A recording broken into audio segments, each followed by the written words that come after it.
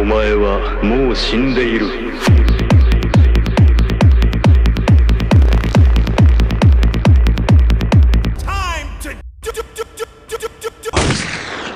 Bonjour à toutes et à tous les amis et bienvenue dans cette nouvelle vidéo pour un remake de notre interview avec Jean-Marc Anthony Kabea. Bonjour Jean-Marc. Bonjour. Comment vas-tu?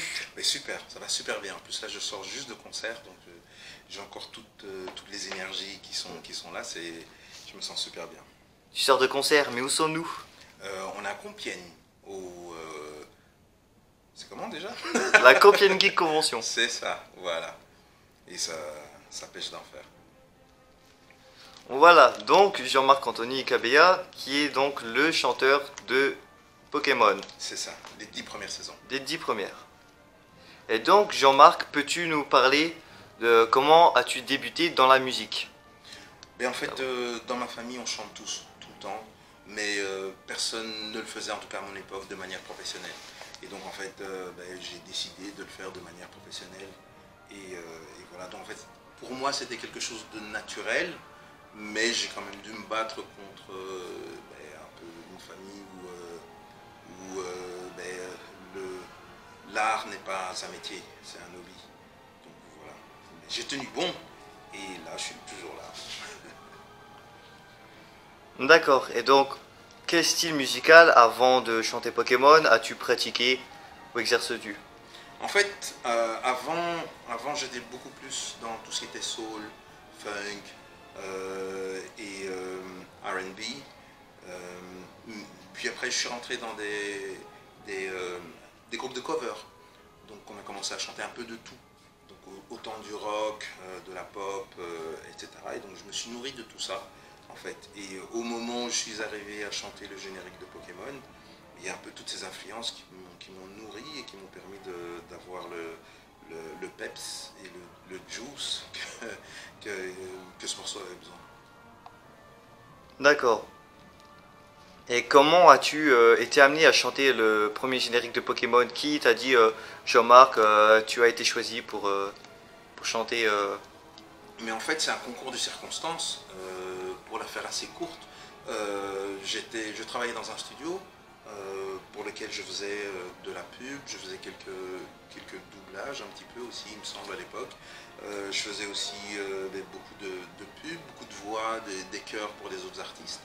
Et en fait, plutôt que d'être payé, j'avais un crédit d'heure de studio pour pouvoir travailler sur mon propre projet parce que c'était quand même un studio qui coûtait très cher. Mais c'était un excellent studio. Et donc c'est là que la personne qui est arrivée, un Canadien qui est arrivé avec toutes les bandes de Pokémon, enfin les bandes vidéo pour faire les doublages et aussi chercher une voix pour faire le générique. Il est arrivé là et en fait il a organisé une audition pour trouver un chanteur pour faire le générique. Et en se baladant dans les couloirs, il est tombé sur moi et on a discuté. Et en fait, après, il a demandé au patron de lui faire écouter ce que je faisais. Il a aimé ma voix et il m'a pris pour faire le générique. Et donc, et c'est une même personne qui t'a dit peux-tu continuer les autres génériques ou c'est une autre personne qui t'a dit Mais en fait, lui, il est resté, c'était la première saison, c'était la première année, donc il est resté pour... on a fait tout un album, donc il est resté pour tout l'album.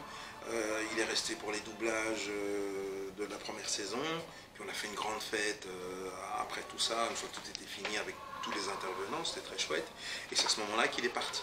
Et en fait, pour les autres saisons, comme de toute façon, payer le voyage du Canada jusqu'en Belgique, puisque ça s'est fait en Belgique quand même, pour lui c'était juste pour une chanson, puisque finalement... après les génériques c'est une chanson, il n'y avait pas d'album avec tout un... Donc il n'a plus fait le trajet en fait. Je crois qu'il est quand même venu pour la deuxième saison parce qu'il y avait encore les doublages qu'il voulait checker. Mais après il voyait bien que tout roulait, donc en fait il ne venait plus. Il demandait juste qu'on lui envoie les enregistrements et il mettait son aval ou son veto. Et voilà, donc il ne venait plus. Donc c'est même... Bien sûr pour lui c'était une évidence en fait. La voix du premier générique, ça marchait très bien, donc il n'y avait aucune raison qu'on change pour prendre une autre voix. Donc du coup, j'ai fait les autres. Et en fait, si j'ai arrêté, c'est tout simplement parce que après la 10e saison, en fait, ils ont changé, le contrat a changé de maison. C'est-à-dire que c'était plus mon studio qui faisait les doublages, mais c'était un autre studio qui s'en occupait. Et donc c'est eux aussi qui se sont occupés du générique. Et ce qui s'est passé, c'est qu'à la 11e saison, en fait, c'est la voix d'une fille. Et donc du coup, ils ne m'ont pas pris forcément. Et bon, en tant que studio, ils avaient aussi leur écurie de chanteurs. Et donc ils ont choisi une fille parmi les chanteuses qui étaient dans cette écurie. Et pour les génériques qui ont suivi, ils ont pris leur propre chanteur. Donc voilà, tout s'est fait comme ça et c'est normal. Il n'y avait pas de... c'est tout à fait normal qu'en fait un studio travaille avec les gens qui travaillent dans ce studio. Et voilà, donc ça s'est fait comme ça et il n'y avait pas de souci. Ils m'ont appelé pour la 17e saison parce que le générique était sensiblement le même que le premier.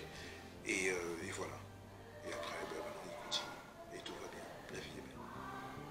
Et donc, en dehors des musiques de Pokémon, tu exerces encore de la musique, car on peut voir sur ta page Facebook, Instagram, que tu continues de voyager pour, professionnellement pour exercer la musique. Mais oui, en fait, la musique, c'est mon métier. Donc oui, effectivement, je fais de la musique. Je faisais de la musique avant Pokémon. Je faisais de la musique pendant Pokémon. Et voilà, Pokémon continue. Et moi aussi, je continue à faire de la musique. Donc c'est vraiment ça. Et c'est vrai que j'ai un groupe de cover, le Midnight Avenue, avec lequel on voyage beaucoup, un peu partout dans le monde. Et voilà, ça continue. Et c'est pas mal de boulot. Et c'est très chouette aussi, donc ça m'éclate. D'ailleurs, tu as été à Hawaï, c'est ça? Non, Récemment? c'est pas Hawaï, c'est dans les Maldives en fait. Ah oui. Ouais, mais c'est très bien aussi, voilà. Mais c'était pour le travail, c'était pour le travail et on a été là-bas et c'était très chouette.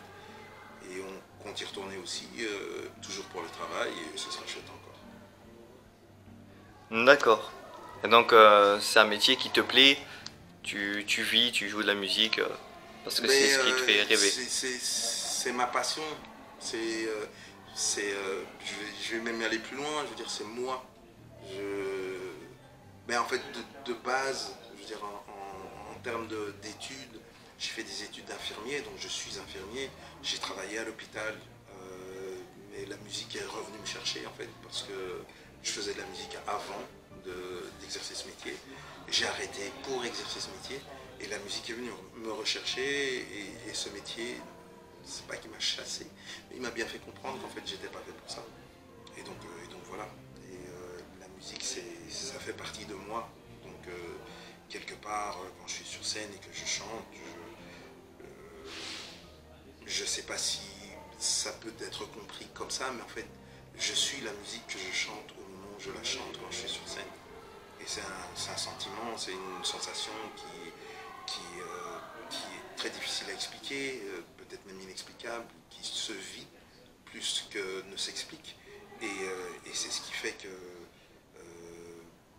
ce métier, c'est ma vie. Oui, c'est comme l'amour, une fois que tu es dedans, voilà, c'est... Je ne sais pas. Je ne sais pas. Je pense que comme tout le monde, un petit peu, on a tous des histoires d'amour et qui sont en fait soit l'aboutissement de la personne qu'on est, soit elles sont justement une manière de nous élever plus haut pour plus tard avoir justement être à un niveau où on peut rencontrer effectivement l'âme sœur. Voilà, enfin, c'est ce que je pense. Oui. Non, mais je parlais que le sentiment de la musique, c'était un peu comme une âme sœur, vous ne faites qu'un avec la musique. Et... Oui, on peut dire ça comme ça. Voilà, en tout cas, c'est tout pour moi. Génial. Merci à toi, Jean-Marc, d'avoir participé à l'interview. Avec grand plaisir. À bientôt et n'hésitez pas à vous abonner et suivre Jean-Marc sur ses réseaux et bonne continuation à vous.